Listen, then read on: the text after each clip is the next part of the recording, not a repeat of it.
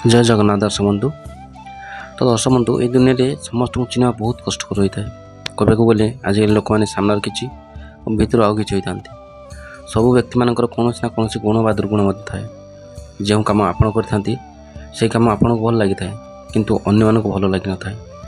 यह विचारधारा लोक मान प्रभावित करता है। तो भारतीय परिवार रे नारी को लक्ष्मी सदृश विवेचना कराए।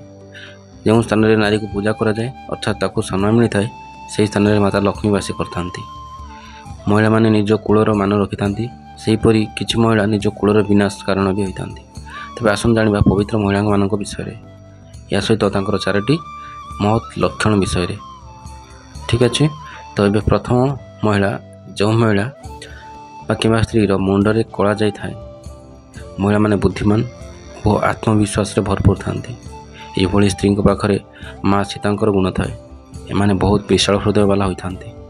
एमान निज घर परिवार संस्कार को केबे भूलती ना। एमान निज स्वामी को बहुत भल पाती और स्वामी प्रति बहुत विश्वास भी था। द्वितीय महिला जो महिला निजरे सामान्य चुटी थाए से महिला दान धर्म विश्वास रखि था।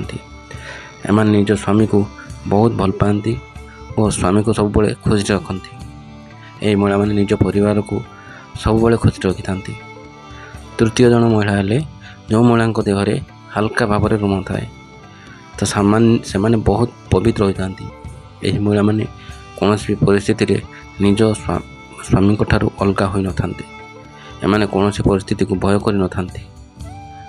चतुर्थ हूँ जो महिला मानकर बाहु पतला माने हाथ पतला होता है से माने सदासदा निज स्वामी को भक्ति करते और स्वामी सब कथा मानी था। यही महिला माने निज स्वामी प्रति निजको समर्पण भाव कर दी था।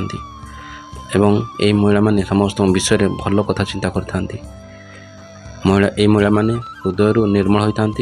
यह सह बहुत संस्कारी होता। तो दर्शक बंधु ये चारि प्रकार महिला बहुत पवित्र था और बहुत विश्वासी था। तो जदि आपण मानक आमर ये वीडियोटी भल लगी था अन्य मान सहित शेयर करूँ, लाइक करूँ, मतामत कमेंट जरिए निश्चय दिंतु। जदि चैनल नुआ अच्छा तो दयाकोरी सब्सक्राइब भी कर दिंतु। तो पुणी देखा नुआ एक वीडियो नहीं। जय जगन्नाथ।